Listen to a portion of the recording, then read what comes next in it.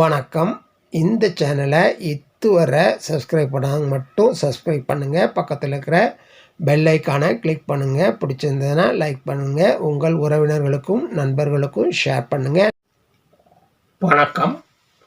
பழைய பொற்கால தமிழ் திரைப்பட பாடல்களில் கவிஞர்களின் கவிநயம், சொல்லாடல், அவர்களுடைய கற்பனை திறனை பார்த்து வருகிறோம்.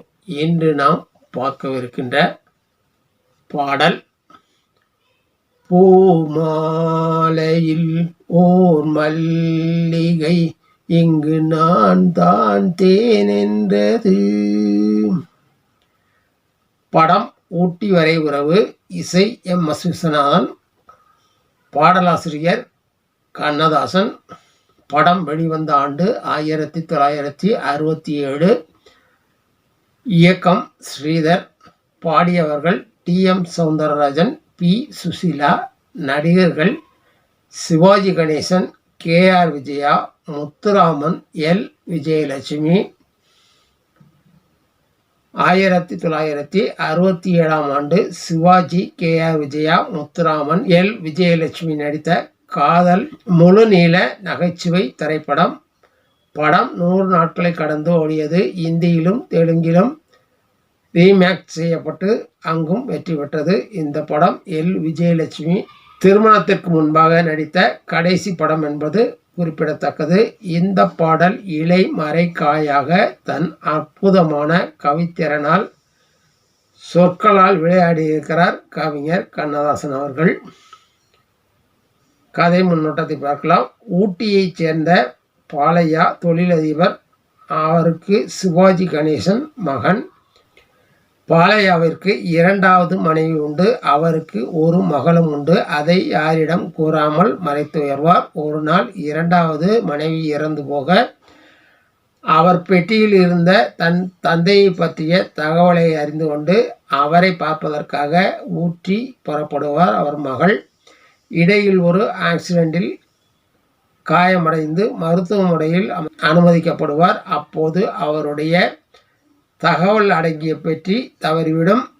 இதற்கிடையே கே.ஆர். விஜயா ஒரு பணக்கார ஜமீன்தாரின் மகள். அவருடைய பெற்றோர்கள் இறந்த பிறகு அவருடைய மாமா அவரின் சொத்துக்களை அபகரிக்க அவளை கட்டாயமாக மணந்து கொள்ள முயற்சிப்பார். அதற்கு உடன்படாத கே.ஆர். விஜயா அவர் மாமாவிடமிருந்து தப்பித்து ஓடிவிடுவார். அப்போது எல். விஜயலட்சுமி தவறிவிட்ட பெட்டி அவர் கையில் கிடைக்கும். அதை பயன்படுத்தி தனக்கு தங்க பாதுகாப்பான இடம் வேண்டும் என்பதற்காக பாலையா சிவாஜி வீட்டுக்கு அவர் மகள் என்று கூறி வந்து விடுவார். கே.ஆர். விஜயாவை வீட்டில் சேர்த்து கொண்ட பாலையா அவர் தன் மகள் என்பதை மறைக்க அவர் படும் அவஸ்தை நல்ல நகைச்சுவை. ஆனால் சிவாஜி கணேசனுக்கு அவர் தன் தங்கை இல்லை என்பது தெரிந்தவுடன் கே.ஆர். விஜயாவை காதலிக்க ஆரம்பிப்பார். அதே நேரத்தில் எல். விஜயலட்சுமி தன் தந்தையை காண வைத்திருந்த ஆதாரங்களை தொலைத்து விட்டதால் முத்துராமன் தன் காதலன் வீட்டில் மனநலன் பாதிக்கப்பட்டவராக கூறி அங்கு தங்கிவிடுவார். அங்கே வி.கே. ராமசாமி அவரை சமாளிக்க முடியாமல் படும் அவஸ்தைகள் நல்ல நகைச்சுவை. இதுதான் படம். 2 ஜோடிகளும் ஒன்று சேர்ந்தனவா? மாமனிடமிருந்து கே.ஆர். விஜயா காப்பாற்றப்பட்டாரா? எல். விஜயலட்சுமி தன் தந்தை பாலையாவுடன் இணைந்தாரா என்பதை அருமையான நகைச்சுவையுடன் சொல்லியிருப்பார்கள். பாடல்கள் அனைத்துமே இனிமையிலும் இனிமை. விஸ்வநாதனின் இசையமைப்பும் டி.எம். சௌந்தரராஜன், பி. சுசீலா இணைந்த அருமையான பாடலும் இன்றும் மறக்க முடியாத பாடலாகவே வலம் வருகிறது. நீங்களும் ஒரு முறை பாடலை கேட்டு பாருங்கள். பாடல் வரிகளுக்குள் செல்வோம். பூ மாலையில் ஓர் மல்லிகை இங்கு நான் தான் தேன் என்றது. பூ மாலையில் ஓர் மல்லிகை இங்கு நான் தான் தேன் என்றது. உந்தன் வீடு தேடி வந்தது இன்னும் வேண்டுமா என்றது.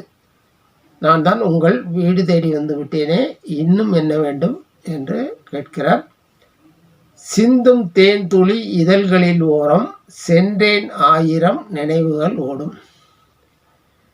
சிந்துகின்ற தேன் துளி இதழ்களின் ஓரம் சென்றேன் 1000 நினைவுகள் ஓடும். கரும்போ கனியோ கவிதை சுவையோ விருந்தோ கொடுத்தான் விழுந்தால் மடியில். கரும்போ கனியோ கவிதை சுவையோ விருந்தோ கொடுத்தான் விழுந்தால் மடியில். சாந்தி முகூர்த்தத்தை எவ்வாறு மிகவும் அற்புதமான சொற்களால் பாடியிருக்கிறார் என்பதை பாருங்கள். மஞ்சம் மலர்களை தூவிய கோலம், மங்கள தீபத்தின் பொன்னொளி சாரம், இளமை அழகின் இயற்கை வடிவம், இரவை பகலாய் அறியும் பருவம். மஞ்சம் மலர்களால் தூவிய கோலம், அதாவது கட்டில் மலர்களால் தூவிய கோலம், மங்கள தீபத்தின் பொன்னொளி சாரம், மங்களகரமான குத்துவிளக்கின் பொன்னொளியான சாரம், இளமை அழகின் இயற்கை வடிவம். இளமை அழகின் இயற்கை வடிவம், அதாவது செயற்கையாக இருந்த அனைத்தும் அகற்றப்பட்டு இயற்கையின் அழகான வடிவம், இரவை பகலாய் அறியும் பருவம். இரவு முழுவதையும் பகல் போன்று விழித்து கொண்டிருக்கும் அறியும் பருவம். பூமாலையில் ஓர் மல்லிகை இங்கு நான் தான் தேனென்றது, உந்தன் வீடு தேடி வந்தது இன்னும் வேண்டுமா என்றது. அற்புதமான பாடல் வரிகள். நன்றாக இடைமறைக்காயாக பாடலை மிகவும் அருமையாக சொல்லியிருக்கிறார் கண்ணதாசன் அவர்கள். நன்றி. மீண்டும் இதே போன்று ஒரு பாடலுடன் உங்களை சந்திக்கிறேன்.